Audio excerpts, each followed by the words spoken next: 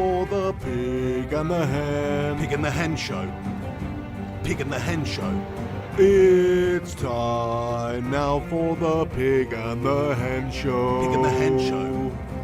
Pig and the Hen Show. It's time now for the Pig and the Hen. Pig and the Hen Show. Pig and the Hen Show.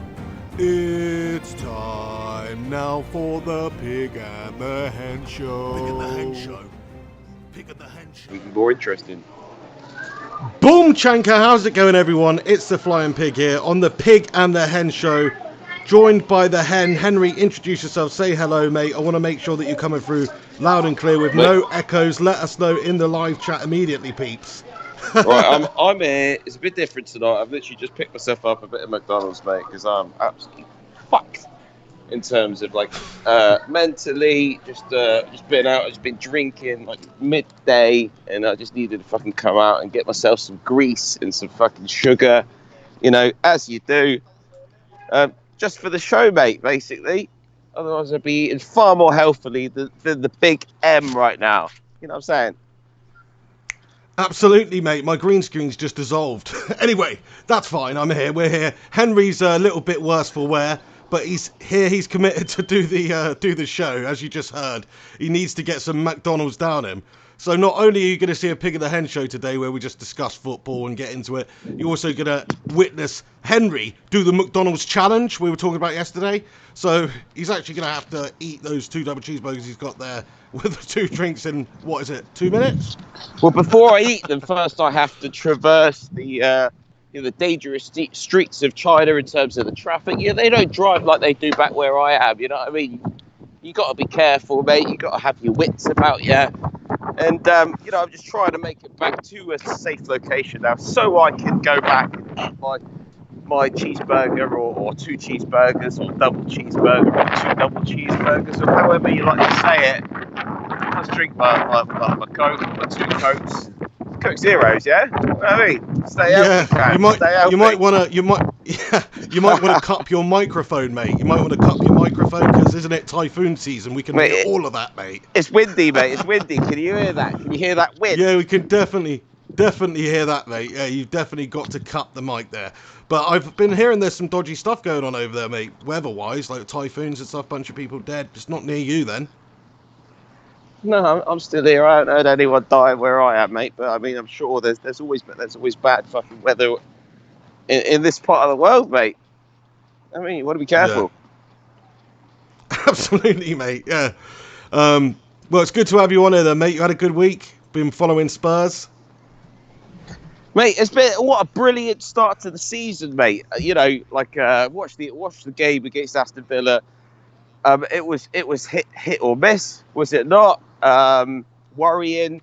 This is literally the first game, the first season that we've had in the brand new Tottenham Hotspur Stadium from the first game, from the word go.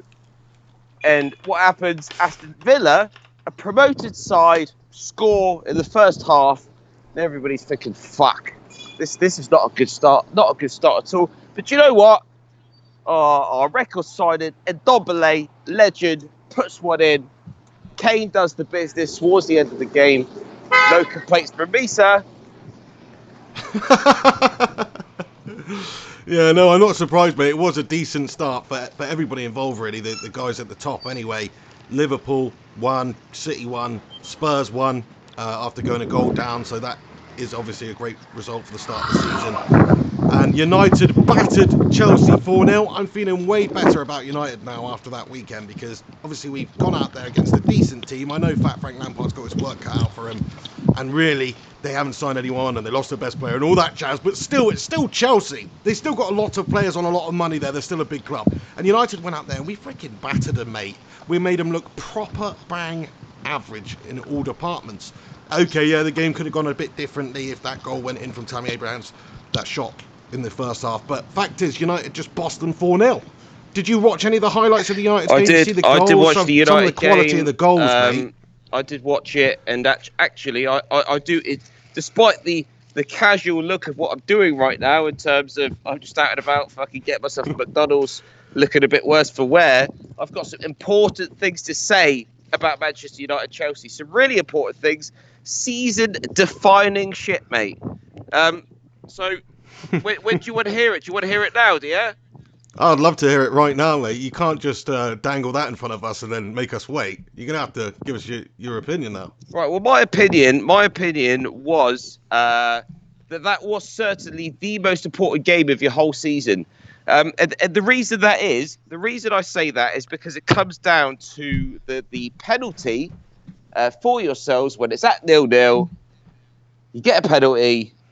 What was it? It was fucking zooms in like the usual cunt that he is. Zooms in with his fucking leg. Takes one of your players out. Can't remember who it was. You get the penalty. Okay. Who steps up? It's got to be Marcus Rushford. Guess what? Lukaku's just gone.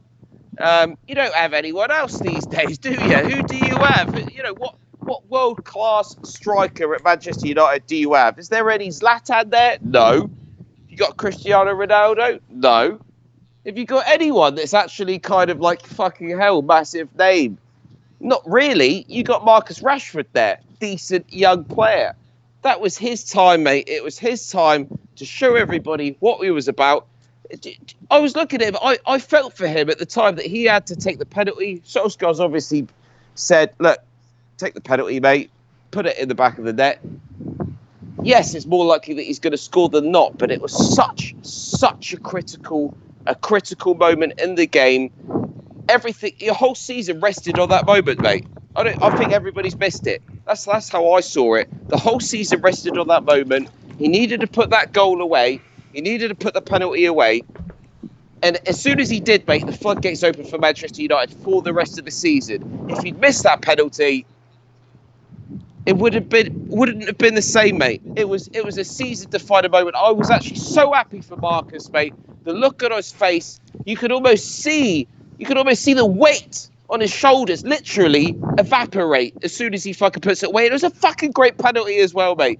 So any Manchester United fans out there, listen to this right now. Fair play to you. As a neutral, what a great moment for your club, mate. Season-defining, if not like the half-decade defining moment, mate. Not even being funny.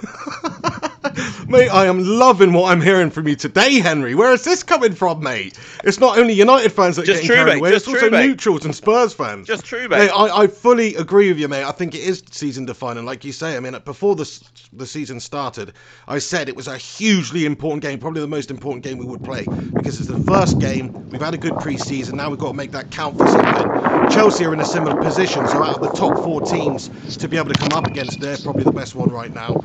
And United needed to get that win, because anything other than that would cause a lot of pressure on Ole Gunnar Solskjaer's shoulders. And like you say, the likes of Rashford, the likes of Martial, if they'd gone through that game without winning, without scoring, without getting on the score sheet and building that confidence, then crikey, we could have got ourselves in a mess very, very quickly. But as it is, all the boys who needed to performed. The new boys came in. Harry Maguire, Wan-Bissaka, Daniel James getting on the score sheet all performed. The boys who have got something to prove and step up this season and show their worth to United and show they can be that top caliber player, like Martial, like Rashford, even Pogba, they all performed. So it was just a completely amazing, positive performance from United. And I can understand how you can think that way, because now that confidence boost is there. Everyone is talking about the possibility of maybe, just maybe, being able to squeak into that top 4, which before the season started, nobody was really saying. Even myself, I was thinking, and we'll do well to even, match what we did last year. But now with a couple of signings in there, Mcguire and Bissaka looking absolutely beastly at the back. The confidence you can see in Martial and Rashford in their new sort of roles. It's just looking at so much rosier, mate. I fully agree. United could actually get top 4. I still think Arsenal probably more likely from the bookmakers to finish 4th, but United are definitely in there with a shout, man. We've got Wolves coming up, just need to win that.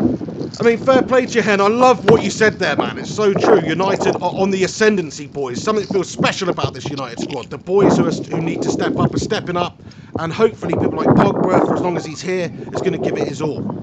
I'm loving it. like the McDonald's that you're eating, mate. I am well and truly loving it. Do you know what I mean? I mean, I'm loving this double cheeseburger. Do you know what's the difference between a double cheeseburger from McDonald's and a good one? Do you know what it is? You should be able to tell me, actually. If you don't tell me right, I'll think dickhead. A little bit of shit. No, I think No, mate. probably the dryness of the meat, mate. It needs to be moist. It needs to be. Mate. I mean, no. I need a right, better answer. I'm expecting a good answer here.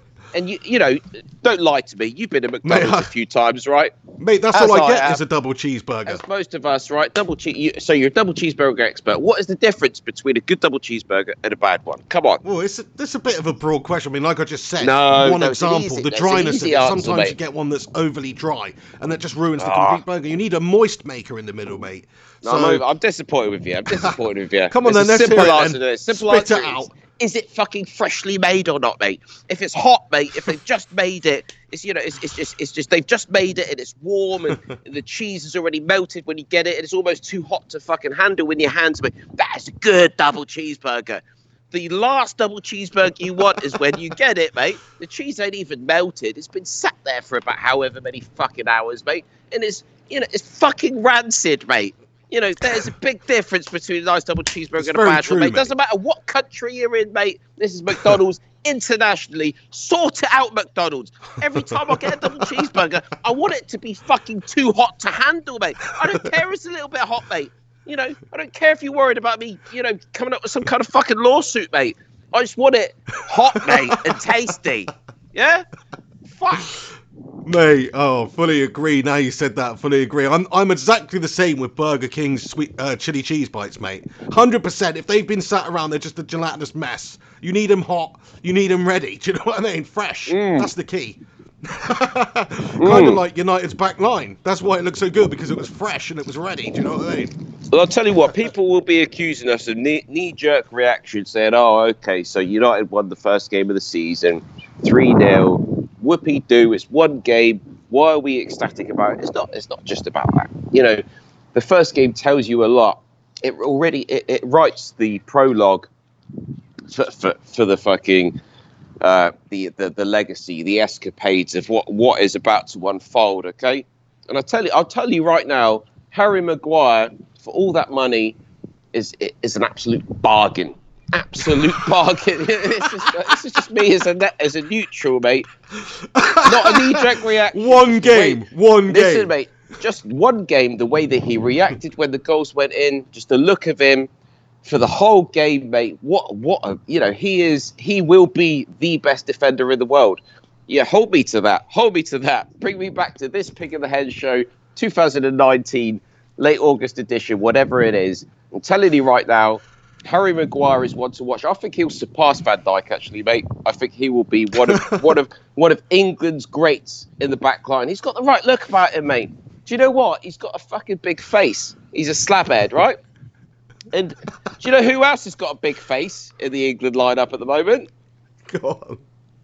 Harry Kane. Harry Kane. Exactly. He's got a fucking face like a horse, mate. And there's three great things about having a big head in football. Right? Having a fucking stupid fuck off head in football. 3 good things. Number 1, if you happen to be in the... Oh, fucking I've got a cat attack on McDonald's. Fuck off, cat. Sorry. I like cats, actually. I like animals, but, you've got to protect your food, you know what I'm saying? Anyway, 3 important things. Number one, if you happen to be in the box when the ball's coming in, and you got a big head, do you know what? You got more chance to fucking put it in the back of the fucking net. Right? Number 2, if you're defending, even better if your actual job is the fucking centre back of the whole fucking team. You just be brought in for fucking 80 million quid. Got a big head. It's easier just to get your big head on that ball and get rid of that fucking ball. Okay. Number 3, big head means more likely big brain. Got more space for a fucking brain and noggin in there, mate. You know what I mean? Football mind. That's what you want. So I'll tell you what, mate. What a fucking signing. What a great signing, mate. Not going to complain of Mcguire, mate. I'm expecting him to be someone special at Manchester United, I do. Henry, you are on form today, mate. You should come here feeling like shit, hungover, getting in McDonald's more often, mate. This is inspirational stuff. No, I'm with you though, man. Harry Maguire, I mean, the size of that noggin, he cleared away plenty of balls away in that game against Chelsea. And Wan-Bissaka stopped absolutely everything as well. Those two together, I mean, they look absolutely outstanding. Lindelof's coming into his own. Luke Shaw's maybe the weakest link, but still, it's all about Maguire, it's all about Bissaka, it's all about Lindelof. That defence is as good as any in the league. And I agree with you, Harry Maguire, he's only going to get better. 26 years of age. We've got him at the right time. He's got all the experience now in the league. He's showed what a ready defender he is. And yeah, I'm just looking forward to seeing him progress and cement himself as one of the best defenders in the world. I mean, you say he's going to surpass Virgil van Dijk. I mean, we'll see. But I think he will. He could well do, mate. He could well do. I mean, we're getting a bit carried away from one performance, but I think considering he was just thrown in there. Maguire will get better. Maguire is not at his best yet. Van Dijk already is. That's the difference. Yeah? Van Dijk was basically bought, like, you know, at the time where he was kind of his best. He's a made player. You know, Maguire, I mean, this what amazes me. People probably can't see me. People probably don't want to see me fucking putting McDonald's away. But what amazed me about Manchester United is the first time as a 31-year-old guy I've actually watched a game of football and thought, fucking hell, it made me feel old, mate. I looked at the United team out there and they all look like kids, which actually, I'll come on to that, which is a worrying thing. I mean, you're not going to win the league with that team, mate. I'm telling you right now, you're not going to win the league this season. But at the same time, it got me excited because I think you were the youngest actual team in terms of mathematically on average out of all the teams in the whole Premier League beginning this season. You were the youngest side. It looked like a young side, but it was a great thing. It was a great thing actually watching that United game, thinking, okay, they're all young, but you got something special. You got something special going on this season. I feel like you've got rid of a fucking incubus on your back. How Boris Johnson would fucking say, you know, there's something fresh. There's something different this season, mate. Something to be happy about if you're a United fan out there. That's what I'm trying to say. 100%, mate. Yeah, I mean the positivity is definitely back at United with that huge win. The young players, yeah, we've got a lot of young players at the squad, but they're all good players. They're all good young players, and even the ones we haven't seen from in like the Premier League much, people like Chong, people like Greenwood, they're there to back up the first team. So although we don't necessarily have the depth like some of the other big teams, we do have actually a bit more strength and depth than you might think because we've got such good young talents at the club that when they get their moments will probably shine this season. It just seems like we turned a corner, man. Like I said in my video the other day, we've been galvanised from years of absolute mediocrity, just pure shit being shoveled down our throats, basically, as United fans, as United players, the squad, the team. There's been so much negativity, so much pressure, and now with Ole Gunnar at the helm here, and he seems to have got a good real squad unity back there, and everyone's confident, everyone's pulling together. You've got people like McTominay coming through, very, very good leadership qualities he's showing. We've added a leader in Harry Maguire, maybe Martial and Rushford there ready to step up. So we've got a bit more bollocks at the club all of a sudden. Not only that, we've got these young players who are hungry, who've got something to prove. The days of Manchester United signing big expensive players for £80 million and paying them, you know, hundreds of thousands of pounds a week like we had done with Maguire are probably going to be over for a little while, because United are looking to do something special with our youth. We've got a lot of great youth players, and Ollie's going to bring them through. I mean, I am pissed off we didn't get that midfielder, because I think we do need to strengthen in January and get an extra midfielder, because that is the problem area. If United are going to bottle job it this season, it's going to be down to our midfield. If Pogba and McTominay, anything happens to them, who have we got to come in? Buddy, Freddie Flintstone is not fantastic. Matic, oh my days, he's absolutely awful.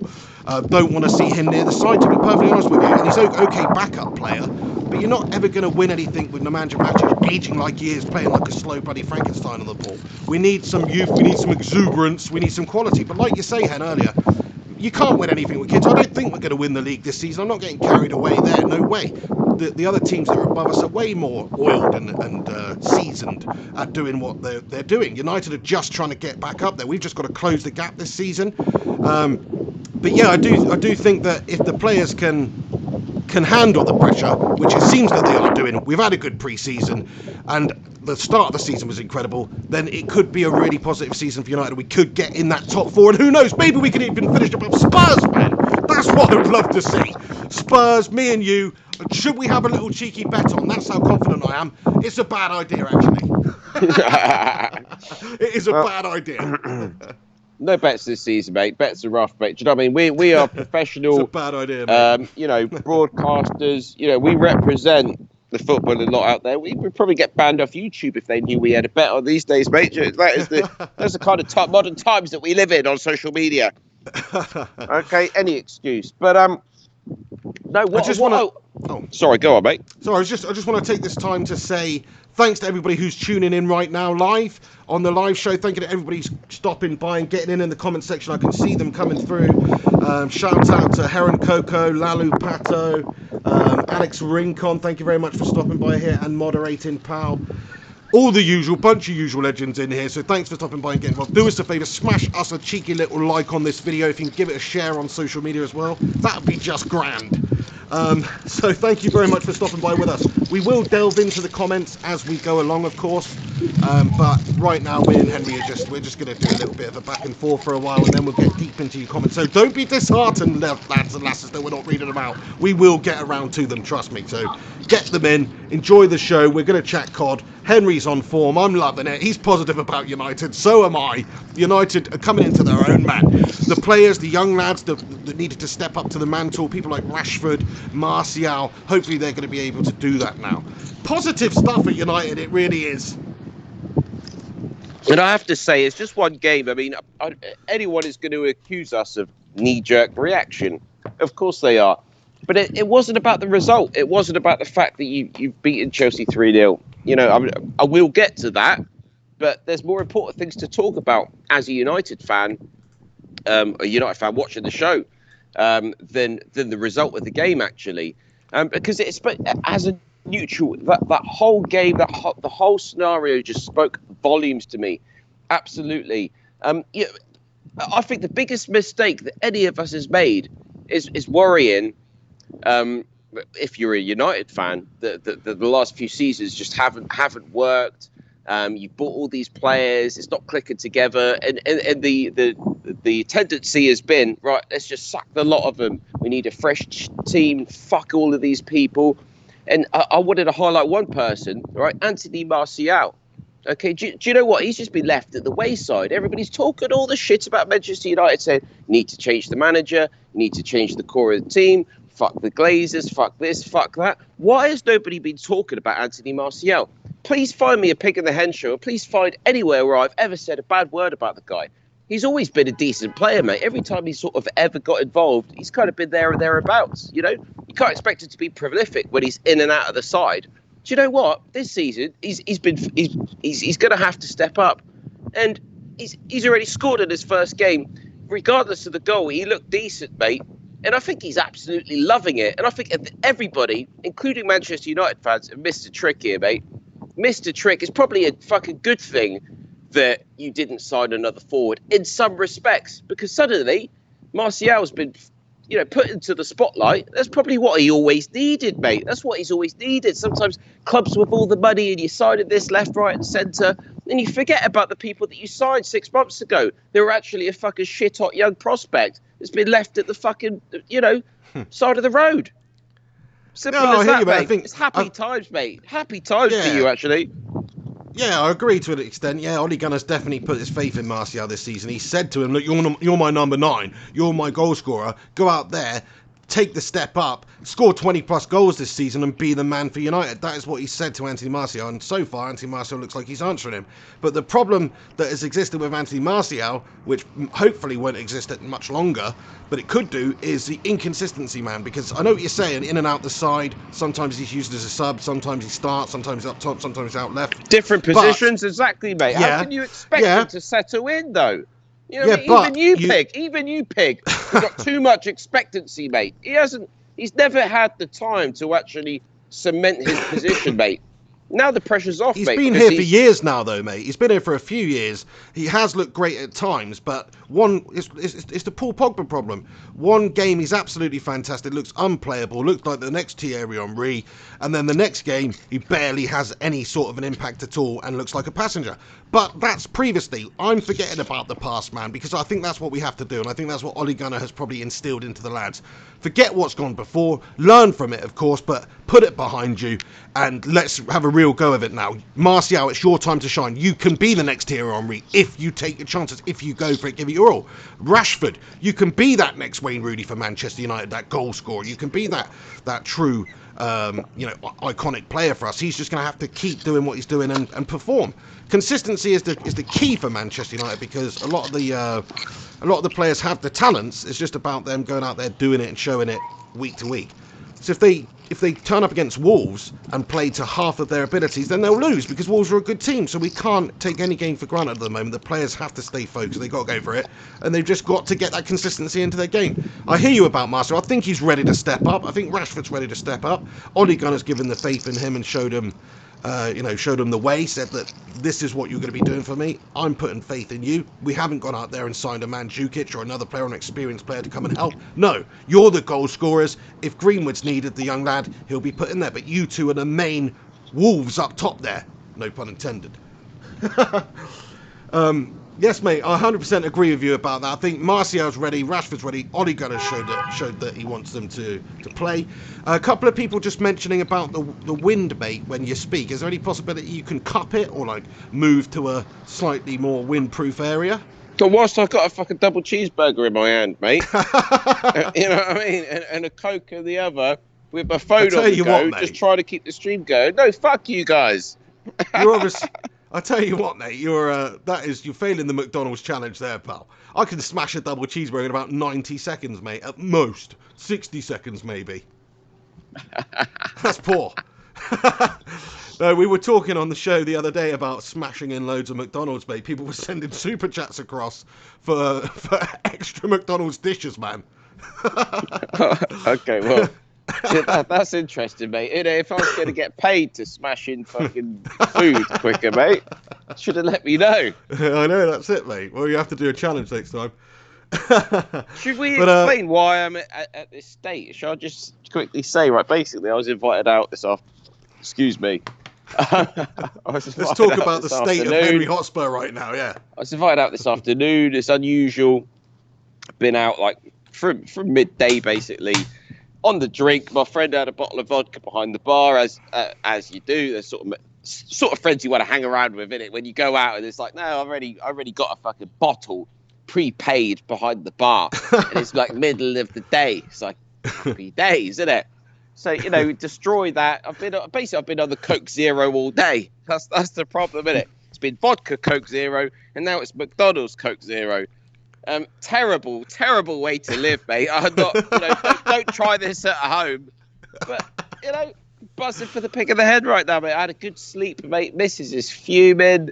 I think so. I literally been out, got home, went to sleep. I'm off at the moment, off work at the moment. She's got back from work, probably found me sleeping. You know what I mean? And I literally just got up, like, in a fucking mesmerized state. About 20 to 10 my time, 20 to 3 UK time. Fuck, I got the pig in the hen show, and I've just fucking ran on down to McDonald's, got myself some nutrients, as you can see, and I'm ready to go. There. Maybe not the best choice of word, mate. Nutrients. Got yourself some dirt in a bag. We all love a bit of McDonald's, though, don't we? Anybody who said, you hear people, don't you? They go, I've never been to a McDonald's in my life. Who are these fucking people, mate? Do they just go and eat sirloin steaks every single night? They don't go and get an occasional fast food double cheeseburger hit. I mean, what's the matter with these people? Seriously. It's probably because they never had a fresh one, mate. I challenge anyone that hasn't had a fresh double cheeseburger. I thought it was nice, mate. It's got to be fresh, though, mate. If it's not, mate, it's actually a bit disgusting. It is. Fair play, mate. This is a new look to the Pig in the Hen show. Maybe make it a weekly thing. Henry smashes down some fast food in a wind tunnel, basically. But anyway, no, thank you to everybody who's joining in for the show today. We do want to talk about a few things. This is a bit of an erratic start, but we'll get into it. I want to talk about, personally, a bit more about United, and maybe we'll talk about Spurs a bit more and some of the other teams in the league, but I want to talk about United's new signings, all three of them, really. Daniel James. I'm so happy for Daniel James, because I don't know if you know, Henry, but I think it was just a matter of a few days before his debut game there in the Premier League for Manchester United, or a few days before signing for Manchester United, potentially, I think it was. very, very recently anyway, Daniel James's father passed away, and so he's having to deal with all the I didn't know family- that. Fuck, I didn't know that. Yeah, having to deal with all the family issues, the grieving, all that sort of stuff going on. It's very, very unhappy time for the lad, I'm sure. Other than signing for Manchester United and increasing his career and playing for a great team and all that sort of stuff, which I'm sure he's over the moon about. But yeah, I mean, so I'm so happy that he came on, looked good, got the goal. People are saying, oh, it was a lucky goal, it doesn't really mean anything. Bullshit, man. That goal was blessed from the heavens, man, in a way, because he's struck it and it's got a deflection and gone in the back of the net. And I just think that's just purely poetic, man. His father passes away. You can see the emotion. You can see what it meant to him in the celebration. You can see how happy he was, how overawed he was. And just for him to get the ball in the back of the net any which way he could, I think just was absolutely amazing for the lad. So that was so good. I love that moment in the game. That was probably my favourite moment of the game. I know we're absolutely amazing. Do you know what's amazing about it? Do you know it's like fate. Like you know, I have to be honest. I hope that old Frank Lampard has a good season. I do, because I respected him as a player. I think one of the best midfield talents that we've seen in our generation as an England player. Old Frank Lampard. Okay, now we're seeing him managing his club. In the Premier League, yeah, I do wish him luck because I like the guy. I don't have a bad word to say about Frank Lampard, to be fair. And one of his most memorable times, you know, this ties in with the James thing that right there. One of his most memorable goals for me is when I think his mum passed away, and he puts the goal. He puts a brilliant goal away. And he looks up at the heavens, looks up at the skies, 2 fingers up, pointing in there. And he's like, that one's for you, Mum. I think it was his mum. Yeah, but please let me know if I'm wrong. But I'm pretty sure. Yeah, you're right, mate. I remember now. Yeah, it was. And it just, right, you know, yeah. James's goal just happened to be against Frank Lampard's team. So it's kind of like, you know, it's even more fitted, mate. Love it, mate. Love it. I didn't even think about that. That's such a great point to make, yeah. So it just seemed destined in the stars, that one. Written in the stars for Daniel James to come on and score on his debut there. Over the moon for the lad. I think he's looked good in pre-season. And now it's time for him to step up from the Championship. He's still only 21 years of age. He's at the right club to learn and progress and show what he can do. He's got pace for absolute days. He looks hungry. He looks motivated. He looks like a very nice lad, man. And he makes me feel old as sin. Because when I look at him, he does look like a little schoolboy, mate. I know he's 21. He doesn't look 21, man. He looks about 16, that lad. Okay? If a day. This is how your whole team made me feel. This is what I was saying earlier. Like, yeah. It's never been... I've always looked at a team like Manchester United and I felt, yeah, I'm still relatively young. Look at these guys. They're men out there. You know what I mean? That's a proper group of men playing football. And I saw that game the other day, Manchester United, and I thought, fucking hell. How old am I? I'm just looking at your team thinking they just look like a bunch of kids, mate. Bunch of kids. Yeah. I think that's just an age thing from my standpoint. It is, mate. But, it's like it was a funny. Yeah, same thing. It was a funny realization, eye-opening moment, I have to say. Absolutely, yeah. I agree. I mean, it makes me feel so old looking at a lot of the team. But then people like Diego Costa make me feel a little bit better, you know? Because he's actually younger than me, but he looks old as shit, that man. What has he been eating? I know he's a professional athlete. Somebody needs to take a look at that lad's diet, man. What is he putting in his body?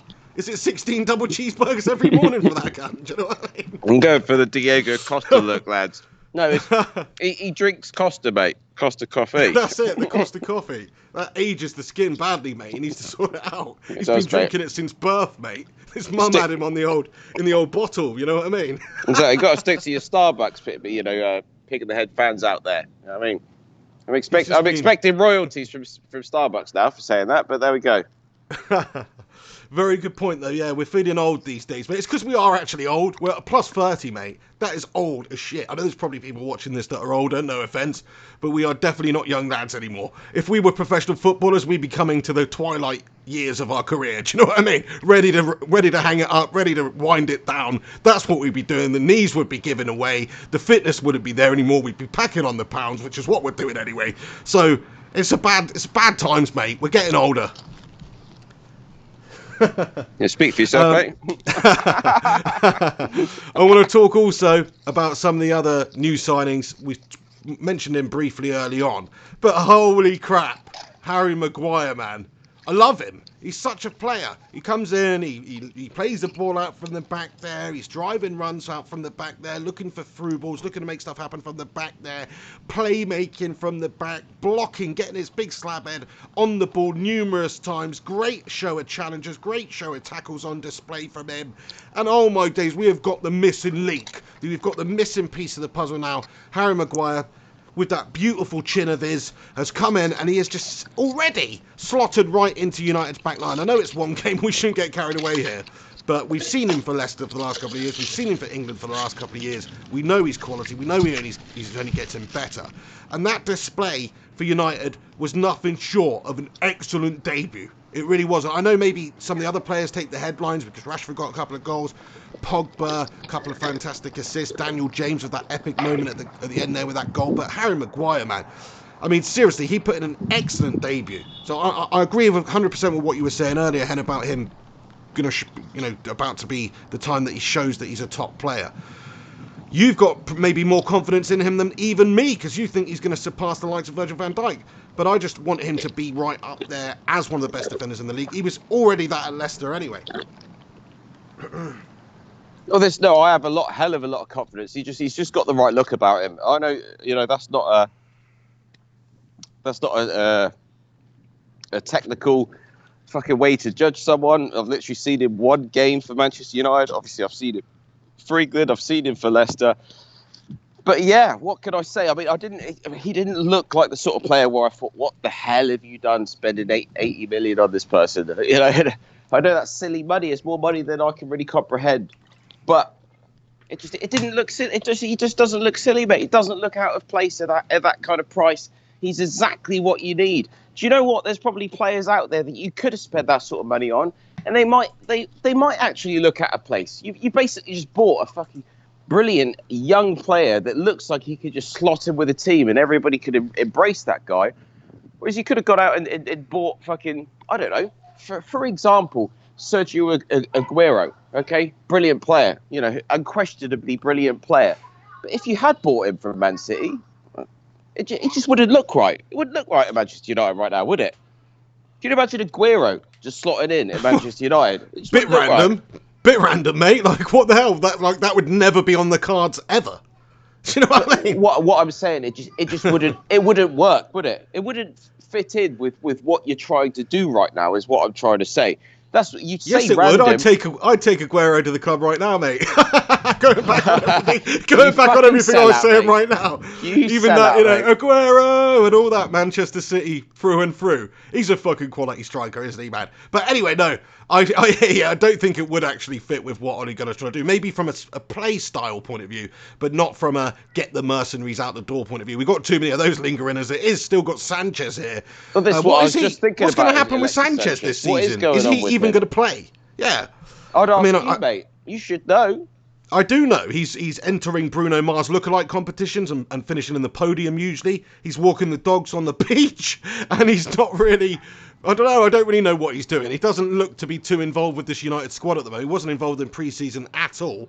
I've got a feeling that maybe situation is not the best with himself and Ole Gunnar at the club, and there was a lot of talk, a lot of movement, a lot of conversations about him leaving the club in the summer transfer window, which didn't materialise. I know he could still leave.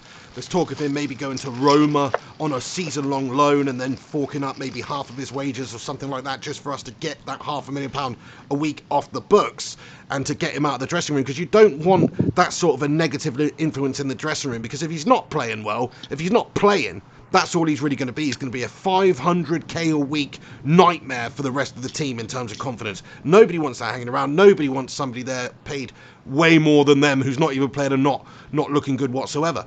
But look, there's another argument to this, and that is if Sanchez stays, he's a quality player in the past, man. Even for Chile recently, he's looked good. Like, why couldn't he just be good for United in this new look side? I know the problem with him is it seems to be a motivation thing. It just seems like maybe he's not as arsed as he used to be. Because when he came into United, he's made all that money. He's never getting a bigger contract. This is it. The team's sort of struggling. Can he really be arsed? What about if he just does the bare minimum? That's the sort of feeling I get from Alexis Sanchez. But maybe he can prove me wrong. Maybe he can show a bit of bottle, a bit of guile like Pogba did the other day against Chelsea. And Pogba has recently. He's kept his head down. We don't know what's going on with him. But, yeah, I mean, I think Sanchez if we could get Sanchez performing to anywhere near his actual abilities, he's a quality player, man. It's almost like having a new signing if he came to the side. But the fact is, from what happened last year and what's been going on, and United negotiating with other teams to try and get rid of him and that sort of thing, I don't think he's really going to play. So United should just get rid of the lad, man. What do you think? What do you think is in this future for Sanchez? Because I don't see him really getting into this United side now. He just upset the balance a bit much. I just don't. I've never seen enough drive from the guy. That's what it comes down to. I feel like he is the. If you look up in some kind of football dictionary, you went into the section of player that's happy just to sit and take his wages, then Alexis Sanchez would be the modern day definition of that. That's how I see him, mate. I don't see him striving to be a good player at Manchester United. I never have. It's kind of every time he's come on, even right from the beginning when I've seen Sanchez play for Manchester United. And yes, he's scored a goal here and there, and he's had a couple of half-decent performances, but would you not if you were fucking one of the best players in the world at the time, which he was? He's always been, as soon as he got that contract with Manchester United, all he's done when he's played is like, yeah, I'm just going to play. I'm Alexis Sanchez, but he hasn't really given a fuck about it. It's almost like Alexis Sanchez playing for your team down at school or some shit, or fucking, just chip it in. Like, oh yeah, you know what I mean. I've got my mate Alexis Sanchez, mate. He's going to get involved this weekend, this Sunday, mate, with the kids and that. Check him out. Yeah, fucking brilliant player. Look at his talent. Look at his skills. But he's not trying there. And he's not actually trying for Manchester United at Old Trafford when you're trying to win stuff. Fucking mug, mate. Oh, 100%, mate. I love it from the passion from the Spurs fan. It even pisses you off how shite he is for United. I fully agree with you, man. I mean, since he's come in, he's been pretty much useless. And it's really frustrating because you think you're signing one of the best players in the league, because that's what he literally was the season before we signed him for multiple seasons for Arsenal. Great match winner player. Comes in bloody useless. Got his mind on the Bruno Mars competition and his dogs and all that. And he can't be asked to actually go out there and play. I don't really understand how we've seen such a shadow of a man. Alexis Sanchez is a shadow of a man. He's not what he used to be. He blocked the Fernandes. He blocked the Fernandes transfer, mate, single-handedly. It was all about to go through, as has been reported by many United channels out there on YouTube. And do you know what? The fault is his, Sanchez's. He said, "There's only one Bruno around, guys. There's only one fucking Bruno, and that has stopped Bruno Fernandes coming to your club, mate. It's a fucking joke." The same joke. I love it, mate. But yeah, I mean, fuck Alexis Sanchez, mate. Sorry, I don't like a bit harsh, but he seems like a nice enough bloke. But yeah, he's not making any sort of an impact at United. I'd like to see him gone. Somebody needs to come in for him. We need to get the deal done, because if he sticks around at the club, he's only really going to infect the dressing room. He is a really good player. That's the frustrating thing. It's like having an awesome, it's like having a freaking, like a Magnum handgun, but the trigger is broken on it, and there's a zombie apocalypse happening, and you've got freaking shitload of zombies running at you, okay? And you've got this fucking Magnum handgun that can take a freaking horse's head off, but the bloody trigger's broken, mate. That's what it's like. That is what's going on with Alexis Sanchez. Somebody needs to give that man a bloody trigger. I mean, I like your analogy, mate. I don't even think it's broken, mate. I don't even think it's broken. It's more like the fucking best Magnum that you've ever bought as a fucking AI mind of its own, which is probably the future of the fucking weapons technology side of things as we see it. And that AI's turned around and said, "Nah, fuck you."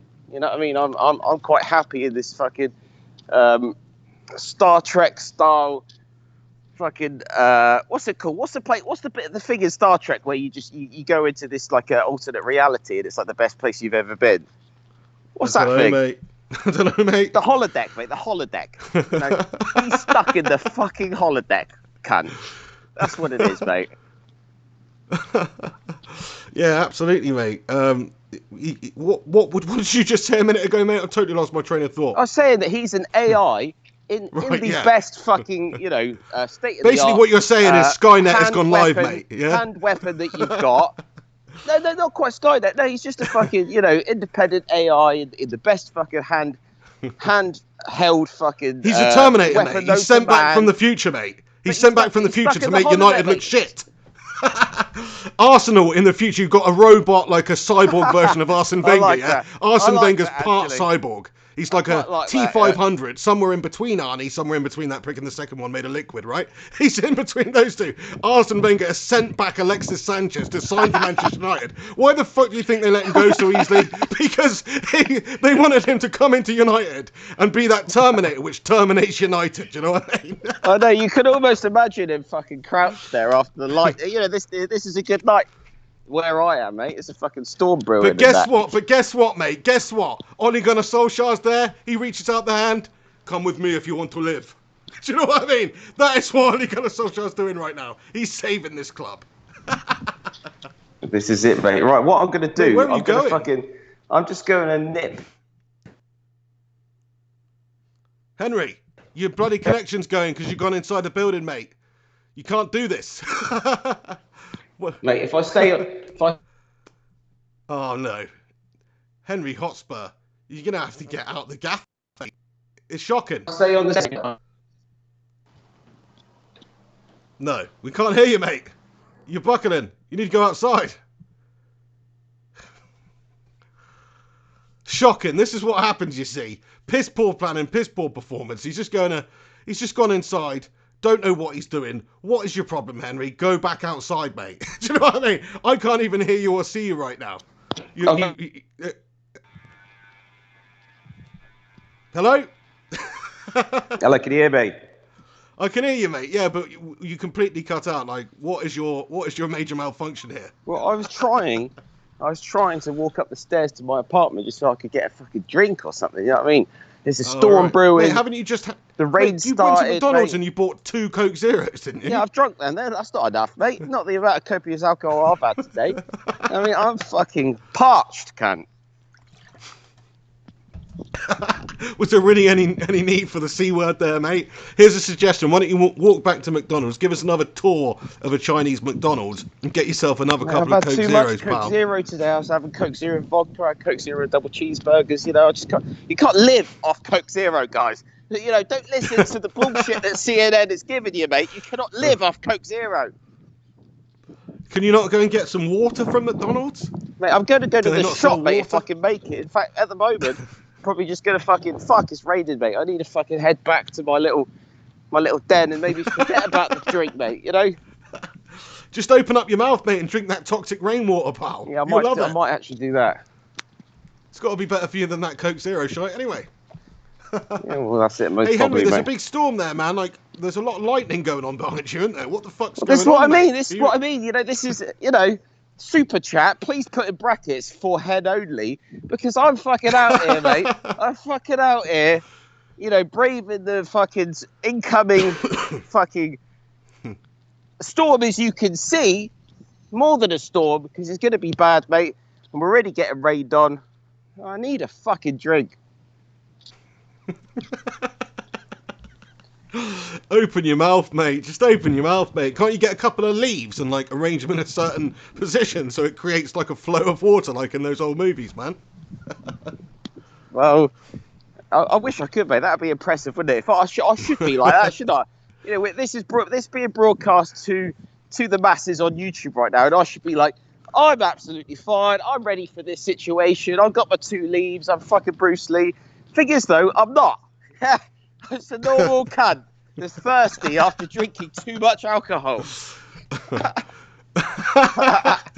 No, I know the feeling, mate, when you're hanging and you're proper dry mouthed. Oh, that is not good. You need salty some proper French fries regular didn't Coke. help, mate. Forget the Coke Zero. You need the regular Coke, mate. That's what you need. That's the sorter of all sorters on a hangover. Yeah. It was literally invented as a hangover cure with cocaine in it, mate. But I think it was actually normal Coke, actually. I think I've given Coke Zero a bad name. I think I've forgotten that I was actually drinking real Coke, and it hasn't actually helped. Maybe the Coke Zero would have been shit. better. I think water maybe would do the trick, mate, right now. That would be a good thing. I want to go to the shop, but it's raining, mate. I've just made it back to base. But, you know... I tell you what, this is quite funny, this Pig and the Hen show, because like, it is just like, you're an urban explorer, I'm going to brave it, mate. I'm going to brave it, mate. I'm going to brave it, because it's going to piss down in a bit, mate. So I better just get supplied up. You know what I'm saying? All right, sweet. Well, Can you cup your microphone as you do that, mate? Well, I'm going to have to put the phone in the pocket, mate, because I don't want to get it wet, mate. I don't have a waterproof phone. That's fine. It is a 6S, mate. Oh, fuck, I'm getting wet. Fuck it. That's absolutely fine, mate. On the way there, would you like to talk about any of Spurs' new signings and how they looked or how they performed, anything like that, for anybody that's interested in your opinion on Spurs' new signings? So we've talked a lot about United, and I'm obviously very happy with United's new signings. I think they all looked very good on the first Premier League game. But what do you think about Spurs' new signings, mate? You happy with those? Mate, I think we had the best transfer window if we're going to talk about new signings coming into clubs, and I'll tell you why. You know, we've kept all of our best players, and I've got a worrying feeling that Eriksen might go. He obviously won't go to a fellow Premier League side because the transfer window is closed. But if he does go, he'll go to a Spanish team. Obviously, the European teams have a little bit more time to get their business done. I think they've got a couple of months or so now. So, we could easily see Eriksen go. His contract expires next year. I don't see Daniel Levy being happy to let him go on a free. That's not how Levy does things. So he hasn't been able to time down to a new contract. You could easily see Eriksen going. So that could happen. But in general, other than that, mate, over the moon. Would have been nice to see Dybala come, but obviously, who knows what the issues there were, mate? Who knows? Was it the fact that Juventus didn't want to sell him in the end? Was it the fact that he wanted too much money? Yeah, I think he's just a greedy twat, that man, mate. Seems like a greedy twat to me. Well, there we go. But we got lost. And what the hell is that celebration all about, man? What is that celebration who puts the mouth over the face? That just looks annoying. Do you know what I mean? What is that about? Mate. I know, stupid, mate, actually. Don't really want that at Tottenham Hotspur. But I hope it's got no deep meaning to it, by the way. But... Mate, I'm just going to have to go to the shop, get a drink. I'll continue this. This is just part one. I'll actually talk about the song I brought in shortly, mate. Okay, fantastic. Well, I'll talk for a bit. You don't go anywhere, though, Hen, because if we lose the connection, it could be a calamity. So just stay on the line. But, I'll just talk a little bit about Manchester United while you get yourself another drink, pal. And about Spurs. I mean, Spurs' signings that they made recently, they're a statement of intent, aren't they? They are truly a statement of intent that, I'm going to have to mute your mic, mate. This is obscene. Okay, so I'm just going to mute your mic. It's fine. Okay, so you should just be able to hear me now, hopefully. Hopefully there's no random Chinese children in the background shouting and screaming at Henry. It sounds like maybe Henry is being mugged by a gang of children right now. It's possible. It's feasible. I'm not quite sure what's going on. We can't see. But anyway, United, of course, have got the three really good signings. Spurs got some really good signings. I think maybe Arsenal had one of the best windows as well. City had a very good window considering where they were placed beforehand. They didn't really need to strengthen, but they still signed a couple of quality players like Rodri and like, what's his face, the other one, Cancelo. So I'm really impressed with City's signings too. I'm going to get into your comments actually now. It's probably a good time just to read out a few comments that you guys have written down. Thank you to everybody who's tuning in for the live stream today. Do smash a like on it and get your comments and opinions in. Shortly anyway, me and Henry will be discussing all of the major comments that are coming through here. So do get them in. We will respond to them shortly. So thank you to everybody who takes the time to send them in. I can see a bunch are coming through here. I want to go back up to the top and shout out to Van Cam, Kevin Ashford. Thanks very much for getting in here with your comment at the start here. Good to see you, buddy. Haven't seen a video for you for a couple of weeks, pal. Get one on there, son. Because I miss them. Alex Rincon says, Boom Chanka. Thank you to everybody who's tuning in today. You're a bunch of legends. So let's see if there's any comments for me here. We've got a comment from Kabir Shah who comments and says, who will be the backup for Maguire though? Hope it's Twanzebe and not Smalling or Jones. Very good comment there, pal. Yeah, 100%. Twanzebe has shown what a good young player he is. He's a little tank, that lad. He's still young. He's aging. He looks cool on the ball. Very cool on the ball for somebody so young, and I think we should absolutely try and deputise him, use him as the backup, use him as that player to come in and fill in for the likes of Mcguire. Of course, we still got Smalling to do that too. I do think Smalling's a decent player as a squad player, not ever starting in big games or anything like that, but when you're playing Kettering Town or whatever, he's a good player.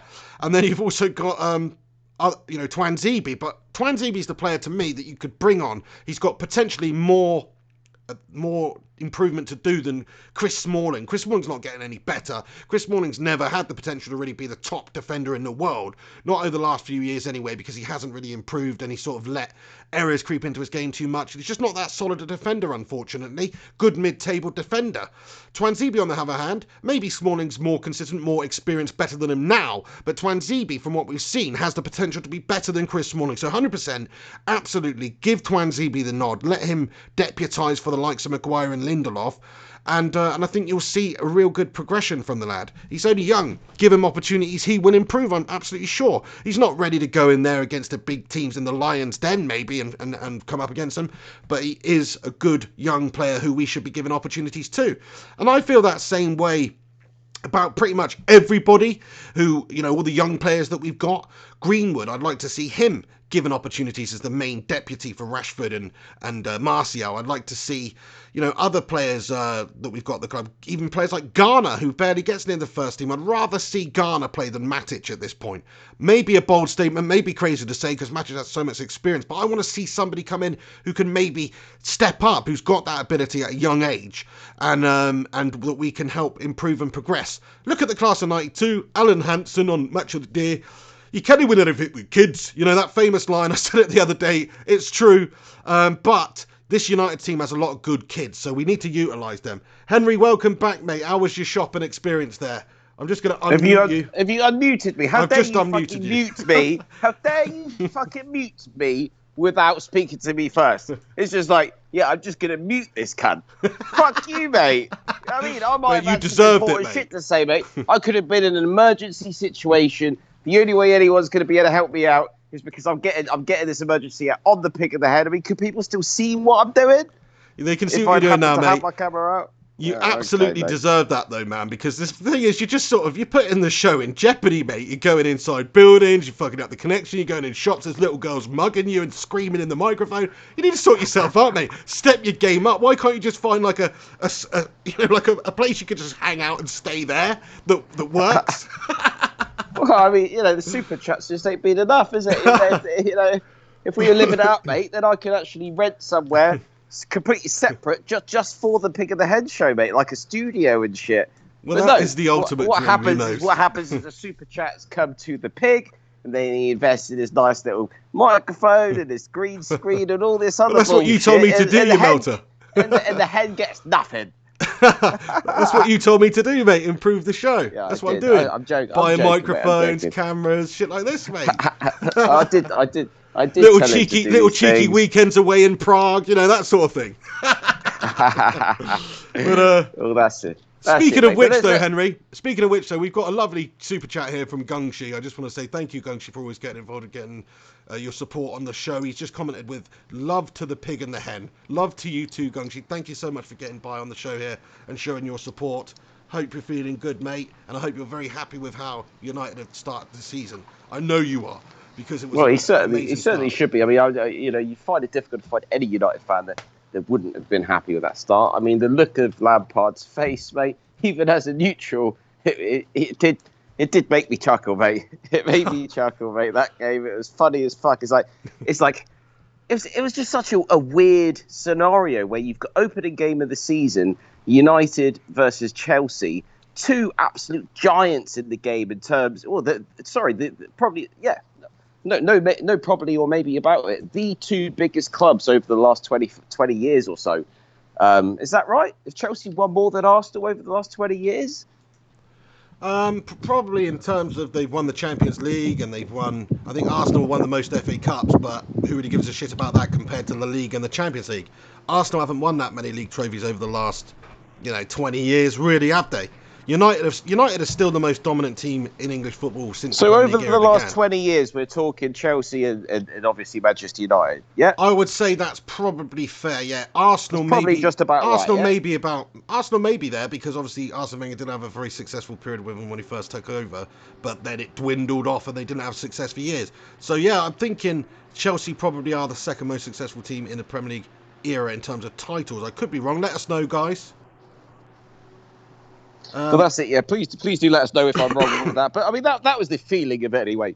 You had two teams right at the beginning of a brand new Premier League season. You had two ex-players as the manager. And I don't think I've seen this. I mean, not in terms of like, okay, you've had Gianfranco Zola take the reins at Chelsea before, but in terms of popular recent, still in the noggin kind of managers that have been players that we loved and we cherished, within the same decade. It was a magical moment. It was for me as a neutral. It was amazing to see Frank Lampard's Chelsea, Solskjaer's United. You got young players, abundant. I mean, even Chelsea started. Mount? Their team was ridiculously young. Yeah, their team was really young they had. I know they've had the transfer ban, so it's sort of half enforced on them. But it was a great sight, and you must be buzzing as United fans. That might be the thing that buzzing. I enjoyed the most, mate, about that game was just the fact that Frank Lampard looked so distraught, and also the fact that Ole Gunnar Solskjaer got one over on Frank. Because, like you say, it's the ex-player of United and ex-player of Chelsea, like two legends of the club. They come together, and Ole Gunnar Solskjaer absolutely schools Frank Lampard with a bit of managerial lesson there. Do you know what I mean? With his Cardiff credentials, yeah. Well, it's probably better than Frank Lampard's Derby credentials. Do you know what I mean? Just keeping them at the same level. Thing is, Lampard didn't do that bad with Derby. He did all right. Yeah, final, mate. I know, mate. He did all right. They could have been up in the Prem, mate, if they had help from the Chelsea board, didn't he? One game. Yeah, he had help from the Chelsea, didn't he? They're sending players on loan. I mean, it's easy for him. He stayed in the same position that they were the season before. Nice progression there, Frank. Just happened to get to the playoff final, but bottle it at the end. That's classic Frank Lampard. No, fair enough. They did they did okay, didn't they? Now's the time anyway. I actually, like you say, kind of want Frank Lampard to do okay. It would be very fitting for him to be the permanent Chelsea manager and just be that staple. If Ole Gunnar's Man United's manager for the next couple of years, wouldn't it be cool if Frank Lampard was Chelsea's manager for the next couple of years? I don't really want to see him get sacked by Christmas. I said that in my match reaction, that it would be quite funny if that happened, but really, I do want him to stay at Chelsea. I just think it's funny, and also he's not got that much experience. So that really does help us, because they're one of the teams that are going to be fighting it out for the top 4 spot. Realistically, they're going to struggle. Based on the first game of the season, based on losing their best player and the few vulnerabilities that they showed, they're going to struggle. United will probably not struggle so much from a defensive point of view at all, because we've really strengthen our back line. There's other areas in the team we can struggle, but I think we'll finish higher than Chelsea. I'll put my hat into the ring right now and say that United will finish higher than Chelsea. Whether or not we can finish higher than Arsenal or Spurs, is very, very doubtful, really. Because we didn't have an amazing window where we signed all these great players in problem areas that we had. We still got problem areas. We still have a ropey midfield, and we still do have issues at the top there in terms of numbers. Like if Rushford and Martial get injured at the same time, we're pretty much screwed. You're going to have to play Mata out wide. You're going to have to play Greenwood up top there, and there's a lot of things that could or could not happen. Or maybe Alexis Sanchez, but hopefully he's done one by then. So yeah, that's the only concern I've got with United, is their skeleton squad. But I'd rather see, that's the thing, we do have those young players though, Chong and people like that, and Angel Gomez, man, Angel Gomez. So I'm not too worried actually. I think what I just said was bollocks, because we do have Angel Gomez to come in there. Who knows? He could just set the world alight like he did do in pre-season. He could. Chong, same thing with him. Those players, we've got a lot of young players. So everything's looking bright for United. Henry, let me know when you would like me to ping questions at you from people that are commenting in the live chat, for any that have commented to you, because I'll do that. But anything you want to say in regards to... Well, please do. I mean, I'll just finish off talking about... I think we've wrapped up United well there. Yeah. I just wanted to finish off with the... Yeah, looking good. Okay. But say that again when you come up against a real team like Manchester City, Liverpool, or even Tottenham Hotspur. I'll just put it out there. Let's see how you get on when you actually face someone. We're not just talking Lampard's fucking transfer ban, dickheads, right? We're talking, come up against a proper team, yeah? Sorry to any Chelsea scum fans out there. No, I just wanted to get back to Tottenham signings. Obviously, we got a Ndombele in. He's had time to settle in. I saw him pre-season. Looked like a decent player. Scores his debut goal, mate. His debut goal. I know it's against Aston Villa, but who gives a fuck, mate? Premier League, first game of the season. puts one in to get us back in the game when we've already fucking gone one down at home in the brand new Tottenham Hotspur Stadium. Got us right back in the game, and then after that it was just plain sailing. Attacking the Aston Villa goal. Kane puts a couple of goals away, and nobody's talking about it anymore. And that's what winning teams do. Back in the day, the difference between the Tottenham Hotspur of today and the Tottenham Hotspur of, let's say, Andre Villas-Boas days, whoever the fuck it is that when we go one down, nobody's panicking. It's kind of like, we're Tottenham Hotspur now. We got that winning mentality. Obviously, we didn't have the winning mentality for the Champions League final, but there we go. Just the fact you got there, though, man. Spurs are, I hate to say it, but seeing as you were being so nice about United at the start of the video, mate, Spurs are in the best place they've been in the Premier League era. They're a well-oiled machine. They've got a great manager, hungry manager, who seems to be really improving that side. He's brought the players through. People like Harry Kane, they've improved. There's all sorts of players they've got at the club there that I would consider to be world-class. So fair play to Spurs. They're decent. They've actually made themselves into a strong top four squad, guaranteed top four every single year, which a few years ago you absolutely could not have said. They were always just there or thereabouts. Sometimes they get it, sometimes they wouldn't. But now they're ahead of us. They're seasoned, they're well-oiled, and Pochettino deserves a lot of credit. Levy deserves a lot of credit, especially in this window. It's a statement. They could have easily done the classic Spurs thing and just rested on their laurels and brought not signed anyone and given Pochettino not a very big transfer budget and not signed anyone, absolutely, but they didn't. They've gone out there, they've improved, they've strengthened, they've put themselves from being in a really good position where they got to the Champions League final and they finished third in the league, and now they're going to be potentially in a better, stronger position this season because they've got the likes of Lo Celso, because they've got the likes of Ndombele and these guys that are coming in to help out and actually improve the squad even further. Who's that other lad you signed? Oh, Sessegnon, yeah. So you've got a good, I'll get on to Sessegnon, mate. I wanted to say, and I'll carry on from where I left off earlier, is the fact that I think Levy wants Eriksen to go, and I can't blame that way of thinking. End of the day, his contract is this is his last year of his contract. We're going to have to let him go for the free if he goes next. But you know what? I love Eriksen, mate. You do. Everybody looks at Christian Eriksen and thinks that he is something special. He is irreplaceable for me in many respects. Okay, no player is bigger than the club, but the trouble is if Eriksen goes, and yes, I'm happy that Lo Celso's come in, but Lo Celso's not Christian Eriksen. Far from it. Christian Eriksen is the playmaker. He is the one that takes those free kicks and more often than not puts it in the back of the net. And if I'm just kind of got my fingers crossed that he doesn't go. I think if we can keep Eriksen, if we can keep the core of the team from last season, plus we've got these new brilliant signings, you never know, mate. It gives us a stab at the major trophies this season. Of course it does, mate. Of course absolutely, it does. Mate. Eriksen would be a huge loss to you, even though you've got a really strong midfield and you do have an abundance of players in there. He's probably the best one. He's the most creative one. He's the playmaker. He's the difference maker. He's the top quality world-class player that everyone like United has coveted because he's so good. And there's talk of him going to Spain there, of course, Barcelona, and it makes sense for him to take that step up and be that player like Modric did at Spurs. It's a different situation for Spurs. They're a bigger club. They're a better club. They don't have to sell like they did with players like Modric, say.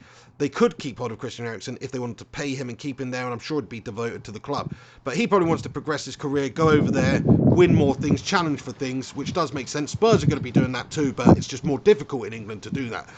And he could take the next step in his career. But that, in my opinion, even though you've got a really good midfield, that's a big loss, man. Christian Eriksen's a great player. He's so consistent for you. He has such an impact. I mean, there's a reason I've selected him in my fantasy football team, mate, for a goddamn reason. Because he's so consistent. He gets the points. He gets the assists. He gets the goals. He's very good from set pieces and things like that. So 100%, that would be a huge loss. Your other players are not going to come in and do the job of Christian Eriksen right away. Sorry, they're not. Of course they're not. Of course they're not. No, it would be a massive loss. I mean, in some respects, how much would we actually get for him if we did sell him to, let's say, Real Madrid within the next month or so? And would he necessarily just leave next season? Players' minds change. We probably would just go, to be fair. And no wonder Levy wants to get rid of him. But we'll see what happens. But moving on to the new players who signed. Okay, Lo Celso, mate. Very, very interested to see how this guy settles in. I've seen a few videos of what he can do. He looks like an exciting player. He looked like the brains at Real Betis. He did. From what I've seen of him, he just looks like a clever player, and that's what you need. You know, every time he got the ball, he looks like he knows what he's trying to do, and more often than not, he is doing what he's trying to do. Just a creative midfield player that is gonna slot in very well at the tender age of 23 years old. You know, got nothing bad to say about that. He's 60-something million, mate. Absolute bargain if he comes in and just does a good job for Tottenham Hotspur. Is he on a season-long loan first? He is on a loan, yeah. Yeah, I think he's on a loan, but option to buy. But we're going to be looking at the kind of 60 million plus kind of monies, I believe. Fair play. Well, it'll be interesting to see how he progresses too. The area that United didn't strengthen them that we needed to as well. There's a lot of players at Spurs, like you were saying the other day, there's a lot of players in Spurs' midfield who would just make it into United's team right now. That's absolutely shit, mate. I can't remember a time like that when Spurs had this amount of players that United would actually go, oh yeah, probably could come in and improve the midfield. Like that never used to happen. We used to have Keane and Butt and Beckham and Scholes and Giggsy and all. We used to have the best midfielder in the world, mate, or one definitely in England. And now we're a shadow in terms of the midfield we've got. So it's worrying, mate. I think Spurs are just further along in terms of a full squad. In terms of adding depth, that's why I think it's key that Spurs do actually keep hold of Christian Eriksen, because I think he's your best midfielder, and it shows you that it's all well and good having the statement of intent and signing these other midfielders to come in and potentially replace him. But wouldn't it be great for Spurs if they had that amount of depth in there, where Christian Eriksen's leading the mantle in the midfield, but also Lo Celso and Ndombele and all these other guys you got, people like Eric Dyer. He's a decent player. I know you're not the biggest fan of him, but he's a decent. Forgotten man, that's what I mean. You don't even think about that prick anymore because you've got so much depth. He's like fourth down the list. It's like you've got a Juventus type depth, which not many teams in the Premier League do. City obviously do. I would even say that I don't think Liverpool have got as much depth. I know they've got really good players that come off the bench and You're stuff right, like that, actually, but yeah. I don't think in terms of actual depth they've got as much as Spurs. So maybe Spurs have the second amount of depth, the second highest depth in the league, in the league, and that's pretty amazing for a Tottenham Hotspur fan, to be fair. United, on the other hand, maybe sixth in the league for depth. That's how poor some of the rest of the squad is. Not the young players, but yeah. Let's just quickly talk about Liverpool, actually, because I was having an interesting conversation with some of my drinking friends earlier this afternoon. And we were talking about who we thought was going to win the Premier League this season. And I have to say, I mean, I kind of said Liverpool at the time. I thought, you know what, they want it. But one thing that was highlighted to me was the strength and depth at Liverpool. And there are worries there. I mean, if Robertson gets injured, who is there to come in? To be honest, I don't know. You probably don't know. I'm not expecting you to know the ins and outs of the fucking Liverpool squad there. But to be fair, we should know, should we not? If they're the top team, I mean, Manchester City, they've got two teams. Liverpool, actually, as soon as if one of them, if a couple of them players get injured, mate, you're quite right, actually. Tottenham have people that can step in. Okay, so we've got a problem at right back right now. We sold Trippier. We've got Serge Aurier that's injured. Juan Foyth injured. So at the moment we're playing Kyle Walker-Peters. I love his namesake, by the way. It's like the new Kyle Walker. It's just with a bit of Peters on the end of it. Mate. Even better, mate. Probably because he's going to peter out, mate. Unlike Kyle Walker. Nah, you know what I mean? That. He's everything Kyle Walker has, but with more. That's how I look at it. But anyway, so we got him. We've just signed Ryan Sessegnon, and I think I said on a previous Pick of the Head show, the best, most exciting prospect, English prospect, in terms of the left side of the. Cup your microphone, mate. Cup it. Sorry to interrupt. Right, I'm cupping it. Right. We're gonna have to send some of these with these super chats, mate. I'm gonna send you a bloody windproof microphone. That's what I'm gonna do. Do that, mate. Do that. But yeah, Ryan Sessegnon, the most exciting prospect for on the left of the pitch. There, he could play left back. He could play left wing. He's still 19 years old. It's ridiculous. Okay, and we still got Danny Rose. We still got Ben Davies. We've got players to fill in. So going back to what I said, Liverpool actually strength and depth, it is a concern. Tottenham, not so much of a worry. We've got players there ready, raring to go, mate. Fair play, mate. I like your optimism about Spurs, and I must agree with what you're saying about it. Just to take the topic somewhere elsewhere, I've got a super chat here from Griffo Chaz. Thank you very much, Griffo Chaz, for stopping by. He says, have you come up with a prize for fantasy football yet? We've completely forgotten about this, Henry. We need to give a prize for the winner of our Pig and the Hen Show Fantasy Football League. So I've actually gone on there now, and I just want to go into the league and see how everybody's getting on. If you want to join the league, just look at my YouTube, my community posts on YouTube, and you can actually join the league codes on there and everything, so join if you want to. There's actually 68 people in there right now, so you're a bunch of legends, and of course I've got another one called Mr. Flying Pig HD. But I want to just give props to Henry Hotspur, the founder, the creator of the Pig and the Hen Show League on fantasy football, because this mofo is only in bloody 3rd place, and he got 99 points on the first week. That sickens me to my very core, mate. And guess where I am? Guess where the pig is? Guess where the freaking pig is, mate? I'll tell you, out of 68, I am 35th. I'm bang bloody average, mate. That's what I am. Just average. Like everything else in your life, to be fair. So am I cupping my mic all right after saying that? Can people hear what I said? Am I cupping the mic all right? Can everyone hear me saying that? Yeah? Mate, it sounds so much better since you've been cupping it. Do you know what I mean? You've got a lot of experience cupping Great. things. So, yeah, bang average pig.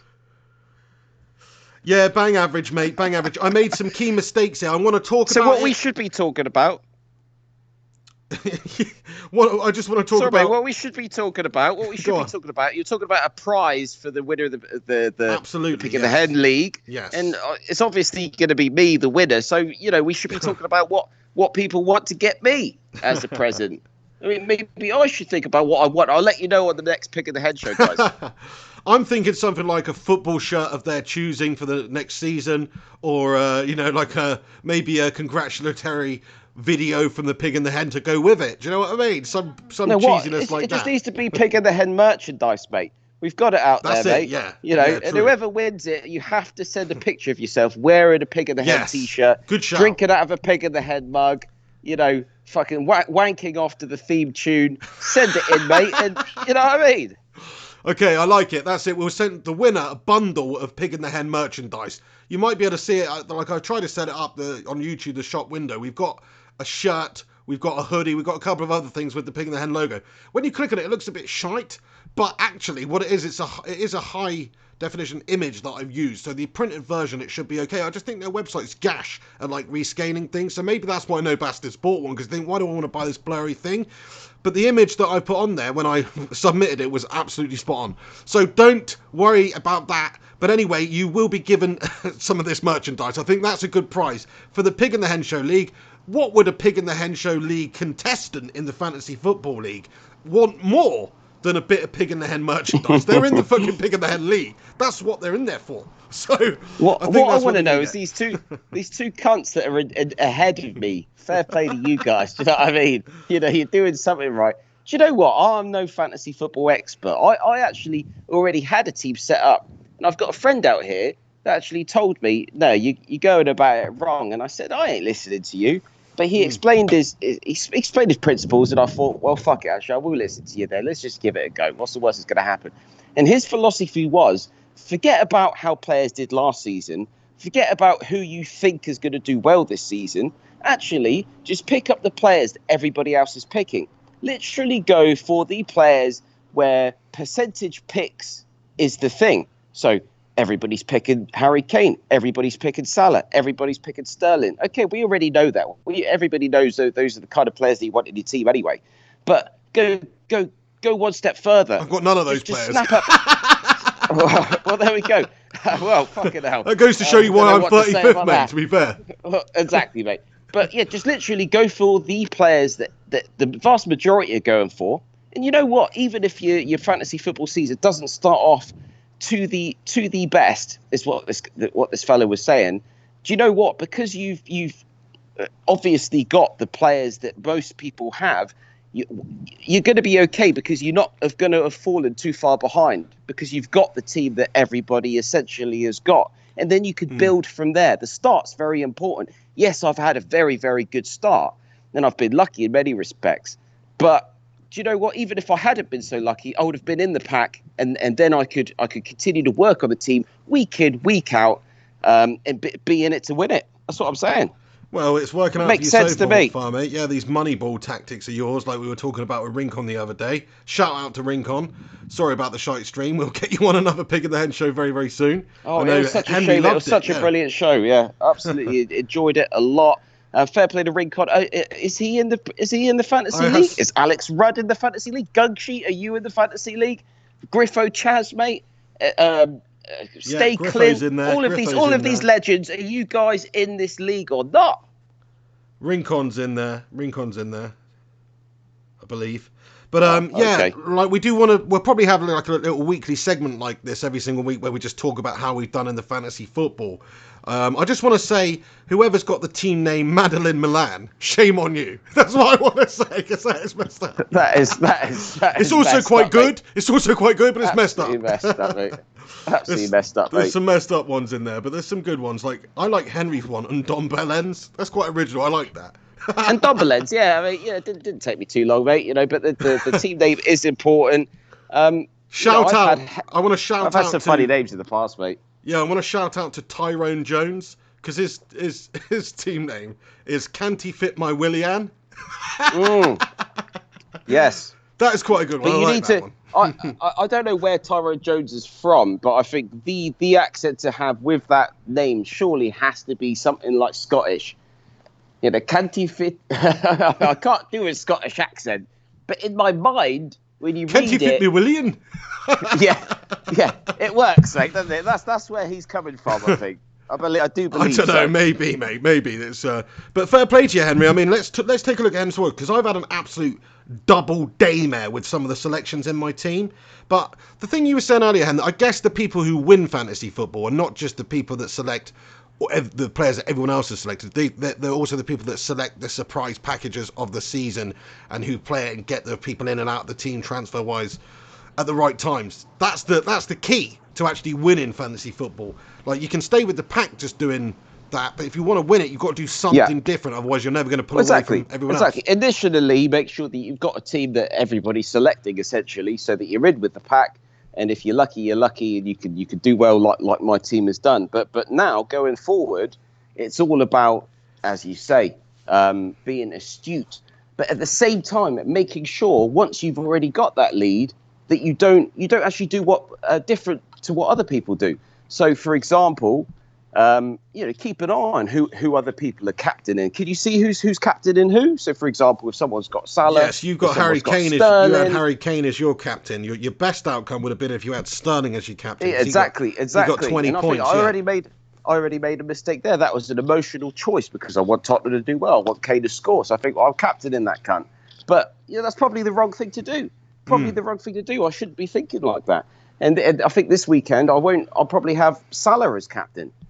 And not just for the fact that because he's Liverpool are not playing another top six side, but also for the fact that I'm looking at people that are actually below me in the league who are doing the same thing. If they've got Salah as captain, I should do the same because it doesn't matter how well that cunt does. I'm going to be reeling in their points in the same respect, rather than taking a risk and allowing a player below me to get ahead of me because I've tried to do something different. And that's Henry Hotspur's hypotheses. All right, the I love your H analysis right on it, mate. I love your passion towards this fantasy football. But yeah, I'm looking at my team now. Why the fuck did I choose Bernardo Silva? He's a tit. Like, he's not going to play like 100% of the time. That's an awful pick. He didn't even start, did he? He didn't even start, mate. I got no points from that pick. He ended up on my bench. So Greenwood actually counted as a player for me, even though he got 1 point. So that was an awful decision from me. De Bruyne was my captain. Greenwood in my side. I thought first game of the season, De Bruyne, Man City, they're going to rip West Ham, which they did. But he only got 7 points, so I doubled that to 14 by playing captain. Poor from me. I thought he's going to get a couple of assists, maybe score a goal. But no, I bottle jobbed it there. If you want to see the teams everybody's got, make sure you do join the Pig in the Hen Show League on Fantasy Football. You can click on my team, Flying Pig United. You can click on Henry's. You can see what we've got. But yeah, we'll keep you up to date every week with what's going on that. We'll give props and shout outs to whoever's winning and leading. As I can see, we've got, I believe, a Serbian leading the top, so a Nemanja Vidic type legend here. His team's called Serbia, which I'm guessing Serbian for Serbia, and his name is Radomir Pavisovic. Have you ever heard of a more Serbian name in your life? Well, I mean, that's who you need with Mcguire at back. I mean, yeah, I like Lindelof, don't get me wrong, but that's what you want, mate. Just imagine, read his name out again. Harry Maguire lining up next to Radomir Pavisovic. Yeah, doesn't that just fill you with confidence? It does. does. It not? It does. It's a fantastic name. Thank you very much, Radomir, for playing. You are winning at the moment. You're 6 points ahead of second place, which is East Riverine, a chap by the name of Faisal Mawi. So thank you. There's the top three, and Henry's in third. So that sucks, but we're going to close the gap next week, like United are in the Premier League. We're going to close the gap. So keep a lookout. Come and join in. Play the prize for this season's winner of the Pig and the Hen Show League Fantasy Football will be a bundle of Pig and the Hen merchandise, whether you want it or not. That's it. Yeah, that's it. You got to send you a picture of yourself in. Otherwise, Absolutely. Send it back and we'll give it to whoever finished second. I just would like to read this comment out from Alex Rudd, who comments, Henry needs to go to a Chinese Starbucks. He's super chat, actually. Thank you very much, Alex. I'm guessing this is for you, Henry. He says, Henry needs to go to a Chinese Starbucks. So that's your mission on the next urban exploration episode, mate. Banned, mate. Banned. Banned?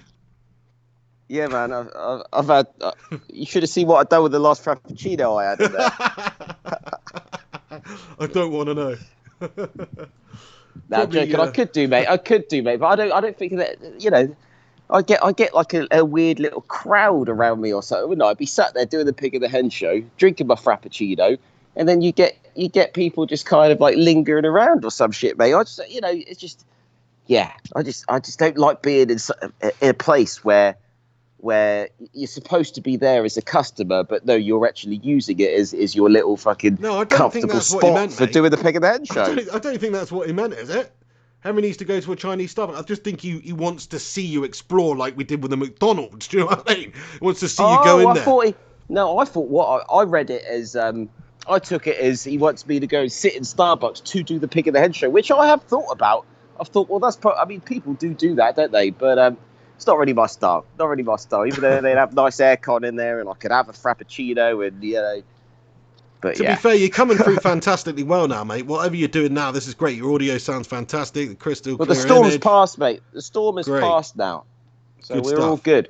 But let's get to the questions, mate. I think it's time for questions and answers. Let's look at the live chat. Let's look at the comments that have been coming through, and let's respond.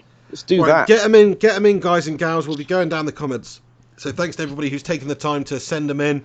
Alex Rudd again. And what have the Spurs won?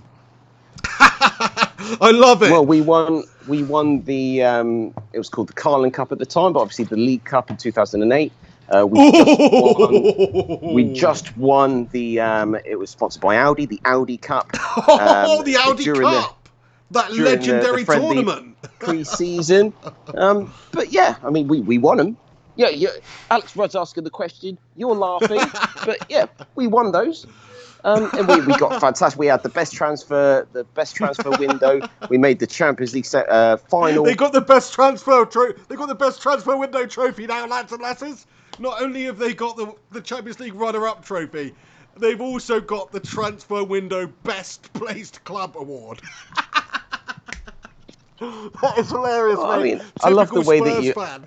I love the way that this is the thing with hilarious. Arsenal fans, though, and the rest of you, is the only thing you could do is just laugh at Tottenham for not winning anything, but you can't laugh at anything else about Tottenham right now. So look at yourselves. Go to your bathroom, look in the mirror, and just laugh to yourself, mate, because that's what's going to happen as soon as Tottenham Hotspur, as soon as Harry Kane Hugo Lloris lifts a major trophy above his head. It's going to happen. It's going to happen. That may well happen, mate, and I look forward to your grandson witnessing that. Henry, you cutting out again, mate. What are you doing this time? Where are you? This doesn't make for a good show.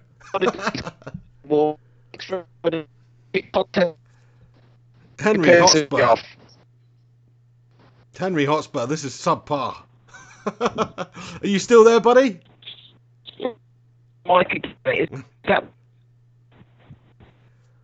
Mate, what are you doing?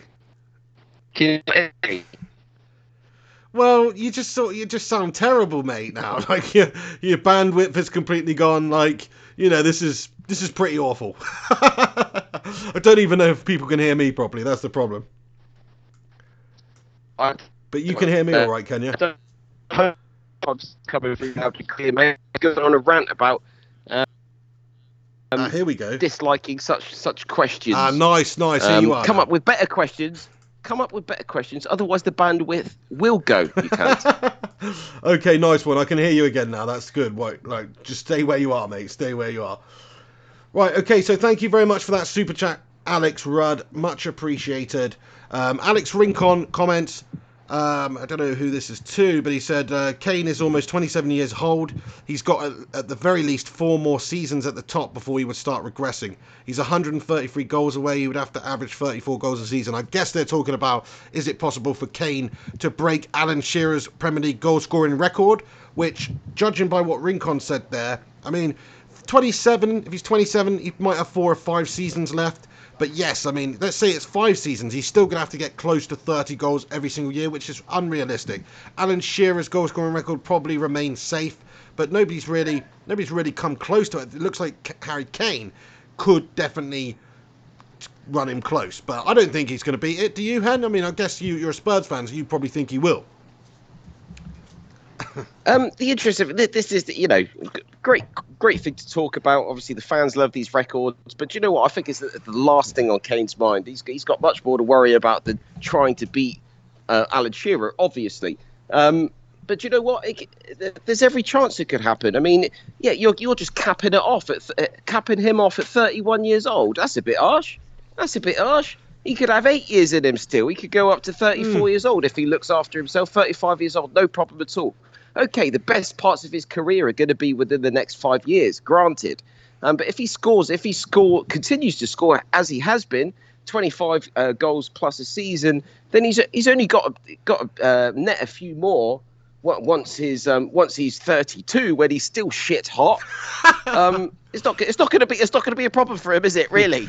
No, he could do it, and like you say, professional footballers these days, athletes, they stick around longer. Look at how effective Ronaldo still is. People are getting to 36. It's not like 38. He dies when he's 32. No. It's like, oh, he's dead now. You know what I mean? He's still fucking, Cristiano Ronaldo is still one of the best players in the world all day long, mate. True. Like you say. Zlatan Ibrahimovic still banging them in. Ryan Giggs played up till he was 40. I think with modern football science and just medicine and things like that these days, they can increase the longevity of a professional footballer's career. So, yeah, I think Harry Kane, I mean, he's still going to have to score at a very high strike rate, even if he plays to 36 to get near Shearer's record. How old was Alan Shearer when he retired? Probably about 33, 34, something like that. Don't really know. But it's changed a little bit. Players are playing a little bit longer if they want to now because of the things I talked about a moment ago. I think he's got a good shot at doing it. I don't really care, to be honest. I suppose it would be kind of cool for Harry Kane, from an England point of view, to be that much of a legend come that time, because it would mean that he's still going to be around banging them in 4 years' time, which I'd like to see from an England point of view, because that means he's still going to be playing for England. So, good points there, good comments. Let's have a look at a few more questions here now. Glenn comments, get the Henna helmet with a mic built in for windproofing. Good shout, and then that will stop him when there's a zombie, stop him getting hurt when there's a zombie. Too hot, mate. Too hot, mate, with a helmet at this time of year, mate. I'm really sweating my tits off as it is, mate. Can you imagine me in a fucking helmet? Jesus. Lee Charles Ferguson comments and says, I will be wearing all the merchandise. That's what we like to hear, Lee. Thank you very much for your support there. And I want to read this comment out from Alex Rudd, who says, it's a nice logo. And the reason for that is Alex Rudd, the legend himself, the man himself, actually made that logo. That's why he's searching for a little bit of credit there by commenting there. But thank you very much, Alex Rudd, for making that and getting in here and moderating. Exactly, absolute legend. Obviously, we've spoken about this before in the Pig in the Head show, and obviously the origins of that badge come from the designing team, the marketing team, whoever you want to call them, at Leeds United.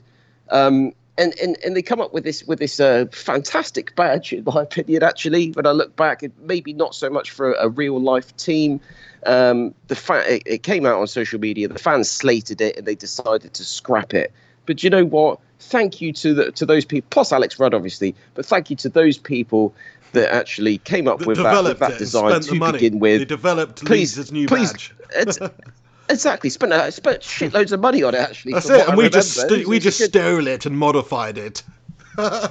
It'd be funny if they got in touch, wouldn't it? And said, "What are you doing?" Well, I'm sorry, Leeds, but you don't use that badge badge anymore. It's not the same. This one says the Pig and the Hen Show. What are you going to do? Exactly. We superimposed a picture of a pig and a hen over the heads of your bloody players. We've doubled it up. It says the Pig and the Hen now. Do one, Leeds, is what I'd say. Exactly. But yeah, please look it up. I encourage anyone out there that's interested in this sort of thing to look at the original badge, and you can see where we're coming from and what a brilliant job Alex Rudd did. So was it Alex that actually superimposed the pig head and the yes, my friend, the cock head, isn't it? But the hen head onto that badge. Absolutely was. Thank you so much for doing that, Rudd. That is a Brilliant great logo, job. mate. Like it sort of fills me with a little bit of dread using it, because it is obviously a Leeds related badge. When I put it out there, I don't want people to think it's some bloody Leeds fan channel or anything, but because they did debunk it, they defunct it and they didn't use it, then I guess it's okay. Plus the only reason we're using it is because it's so unbelievably shite and we're just mocking it by using it, so I think that's okay, isn't it? Nobody's going to confuse us for a Leeds fan. Rudd comments... I don't think so. Rudd comments, Bernardo Silva is great. So a bit of fantasy football chat here. Rincon said he's dead last as well, in last place. Oh dear.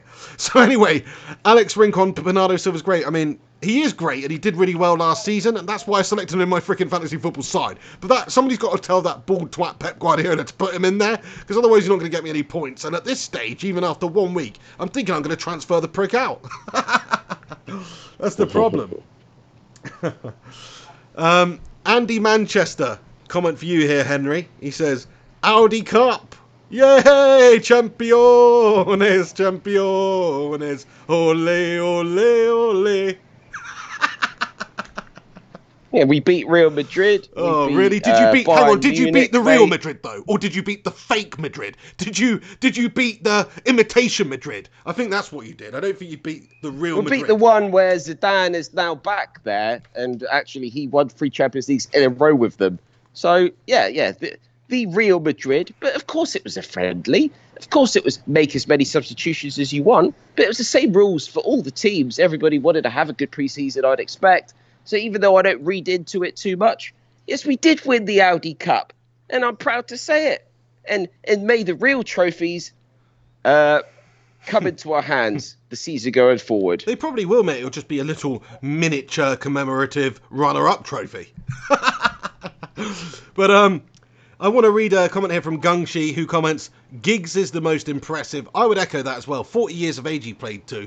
He used to be a flying winger. He changed his game around. He was sort of almost in the latter parts of his career, just like a central mid, passing it around. He was an intelligent player, fantastic vision, creativity, all that sort of stuff. My favourite player growing up as a lad, as a flying winger. But the fact that it was only a few years ago that he retired is absolutely amazing. 40 years of age. He's the modern day Stanley Matthews. There's a lot of whippersnappers around here who won't know who Stanley Matthews is. Stanley Matthews was a professional footballer, an Englishman who played back in the day, the 1950s, maybe even the 40s, 60s, round about that sort of era. And you're talking about somebody who played until his 50 years of age. 50 years of age, and I believe he won the FA Cup final with Blackpool when he was 50 years of age, and he got man of the match, and it's known as the Stanley Matthews Cup final. What the 50 years old? That's incredible. I just wanted to bring that up, seeing as you were talking about Giggsy. I know it's a different time. You could never have a 50-year-old player now because the game's just way too athletic, way too physical. But just the fact that he was able to do that, it goes to show you that the longevity in football is possible for certain people. That's a possibility. Harry Kane might play till he's 38. Who knows? So, good comment there, though, Gungshi. Thank you very much for getting involved as ever. Everybody who's still joining in live right now, I just realised we've gone over the 90-minute mark. We're actually on 1 minute 38 now, this podcast time, so that's pretty mental. Thanks to everybody who's still here tuning in, watching this. 1 hour 38, you mean? Is that not what I said? No, yeah, an hour and 38 minutes. No, you said 1 minute 38, okay. Which should be... That'd be very short, yes. Bit bullshit. Thanks for correcting me there. Yes, an hour and 38 minutes is how long this has been going on for. So fair play to you committed people who are still in here watching this podcast, watching us talk absolute God. Henry's looking more tired by the second. I mean, I'm struggling. I am really struggling. You could probably see it, mate. I mean, You know, let's get it. Let's wrap up the good questions there, and then I'm gonna have to call it a day. Pig and Head fans, I don't think this is probably the first time you've ever seen me calling for the end of the Pig and the Head show or the end of an episode, but I'm gonna have to say it, peeps. You know, them double cheeseburgers and fries kept me going for a little bit, but it ain't no whole grain, is it? I mean, there's no slow release energy. Not when you've been drinking all day and you're absolutely fucked and dehydrated in the humidity that I'm experiencing right now. Even though it ain't that hot right now, but that's probably more how I feel because I'm about to pass out. So yeah, let's any last moments of my life questions before we call it a day. Let me see if there's any actual questions. Oh crikey, this is a bad one. Griffo Chaz. Well, it's not a bad one, it's a good one, but do you guys believe in any conspiracy theories? Oh God, you've opened up the can of worms there with Henry now. Don't have time, do we? Don't have time for that. That's for next time, Chaz. Do you know what? I am one of the. What I will say. I'm not going to say what I believe, what I don't. I think it's difficult to actually truly believe anything because how do you know what to believe? You got so much bullshit out there. All I can say is open your eyes. Don't turn your nose up at anything that's labelled a conspiracy theory. Actually go out there and do your own research. Find out about the topic. Find out about what different people have got to say. Look at the facts of things. And in the end, what you've got to do is just work things out for yourself.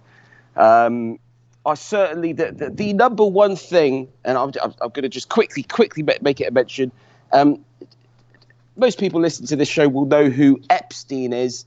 He is the guy that was put away, locked away because he was a horrific person. He had a little island. He's a convicted paedophile, right?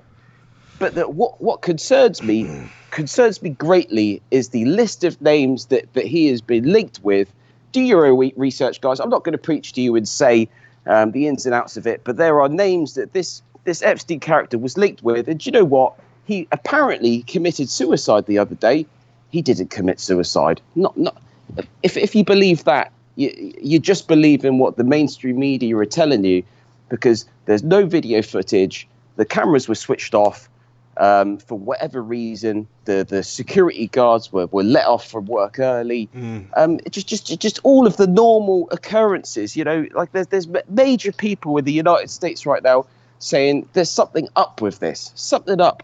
He didn't kill himself, and it's just opened the door to what to the conspiracy theorists. If anything, it makes you think that you got to look into this, lads and lasses. You have. It definitely sounds like that guy was suicided, mate. 100%. Yeah, I mean, there's loads of conspiracy theories, some of which have been killed, mate. To Killed be true. Mean? Yeah, suicided. Yeah, that's the word. Yeah, like they were suicided. They didn't commit suicide. Oh, okay. They were suicided. Do you know what I mean? That's what that means. Like they've covered it up as a suicide. There's one other guy as well that actually said this was another whistleblower. I forget his name, but there was a guy who said that if somebody kills me or if I commit suicide, then it's a complete lie because I'm about to release all this shit. And then guess what happened? He killed himself. So there's lots of problems. There we go. Lots of dodgy stuff we don't know about going on. Do you know what he had on his island? You know what he had on his island, right? He had a fucking temple, he had like a satanic temple. I mean, this is proven. Just look into it. They had satanic cult, like a ritualistic shit going on this island. So it wasn't just about the horrific stuff going on the island in terms of the young girls. It was they were actually getting involved in satanic rituals. This is proven. This stuff's proven, and that's what scares me, mate. That you've got very, very rich people in the world, billionaires. We call them elites, that are actually practicing this shit. And you know what? I've never been into conspiracy theories. I've never bought into the idea that the Illuminati, etc., and I still don't. But there's obviously a certain element to it. There must be. Otherwise, why would they be having these fucking rituals going on this island whilst they're doing this fucked up shit? Mate, it's messed up stuff. There's so much messed up stuff. The Catholic Church, government, Big Pharma. It's all absolutely messed up. So we might get into this a little bit more at the end of the next Pig of the Head show, but it's just too much of a big topic to even get into right now. Massive topic, mate. We almost need to just have a separate show just on that. We do. Well, I do like to think of you as sort of like, the South Korean Eddie Bravo, mate. That's sort of who you remind me of anyway. And we can talk about the conspiracy theories until you're blue in the face, mate. No worries. I'll be like the fat Alex Jones, and you be the little Eddie Bravo. Sound good? I don't know. I see you more as a Joe Rogan. Yeah, I am mean? definitely more of a Rogan in the sense of listen to all sides. Yeah, I look at I'm skeptical. I'm dubious. I'm open. I am happy to change my opinions after doing research and things like that. There's definitely been cases of conspiracy theories that have been exposed to be true, that were just at one point thought as preposterous, but then it came out and it was actually true. So there has been incidents like that. So don't dismiss everything you hear in the media. A lot of it is bullshit. A lot of it's fed down your throat just to keep all these sheep all going and in line. So we'll talk about that next time around, but thank you to everybody who has tuned into the show. Henry, don't go anywhere. I'm just going to play the outro before you go, and then I'll just end the stream, but you'll still be on the line, so then we'll say goodbye. But if you want to say anything to the viewers now, please do. Well, just to end things on that conspiracy stuff. I mean, if you're interested in this, I'll just fuck it. I'm just going to say it. I'll give a shout out to who you just mentioned, Alex Jones. He's on Infowars.com. I'm not in his pocket whatsoever. But this guy's been banned off YouTube. He's been banned off Twitter. Pretty crazy, really. He's been banned off iTunes. He's been completely deplatformed, and he's still going. He's got a team around him. I'm not saying that he's right. All I'm saying is he seems like an interesting person. He said things that maybe he shouldn't have at certain points. Who hasn't? But he's never really. For me, he hasn't done anything that means he should just be completely deplatformed. And all that's happened out of this is people will question why he was deplatformed. And I'll leave it there. Check it out, Infowars.com. All right, thank you very much for joining me on this week's Pig in the Hen show. Lads and lasses, same goes to you. Shout out to everybody who's got involved. We try to read out a bunch of comments and stuff. Shout out to a couple of people in the end, coming at the end here. The music theme, Marco Raujo. We've got Bernal Dean. And also the usual legends and everybody else that's got involved in this live stream today. Thanks so much for stopping by on the channel. It's every single Wednesday starting at 3 p.m. UK time. So make sure you do keep a lookout for upcoming episodes. We just talk random stuff. I mean, you never know what you're going to get with the Pig and the Hen. That's it. We've ended on Alex Jones. We've ended on an advertisement for his website. We've ended on, fantasy football and loads of random stuff. So it's not just football chat. In fact, it's probably more often than not football chat. So anyway, hope you enjoyed the show. Thank you very much for stopping by. You can follow this podcast on iTunes or on your podcast app if you want to use that to listen to the audio version while you're having a crap or whatever. Please do that. Make sure you smash the like button on this YouTube video though, and also subscribe if you're new to the channel for upcoming content. Me and Hen are going to keep doing this for the foreseeable future anyway. We appreciate everybody who does get involved with these and makes it what it is. So thanks very much for stopping by on the channel. Have yourselves a bloody good one. I just want to say keep a lookout this Thursday or Friday on my channel because it's going to get a little bit interesting where I'm going to release the Wolves preview, rap battle, diss track, whatever you want to call it. That's coming out, okay? So look forward to that if you want. Maybe it's probably an absolute shambles, but there you go. I'm going to try and do it for every single Premier League game. And it's going to be called Fire in My Room. So keep a lookout for that one, guys. Appreciate everybody who's made the show what it is today. Have yourselves a bloody good one. Take it easy, Henry. Thank you very much for getting involved on the channel. And we'll see you very, very soon. Yeah, man. I'm just looking forward to that glass of water, mate. I'll tell you, mate. Just H2O. Appreciate that stuff, lads and lasses. It's important. You need to drink it. I don't do it enough. Do it. All right, guys. Have a good one. Take it easy. We'll see you soon. I've been the pig. I've been the hen. And we'll see you next Wednesday, 3 p.m. for the live Pig and the Hen Show podcast. Take it easy. And have yourselves a good one.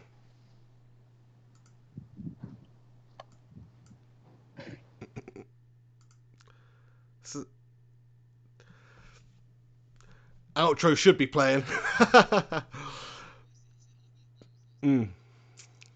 No. Right, guys. Good show. I'm just going to end the stream. See you later, guys. Take it easy.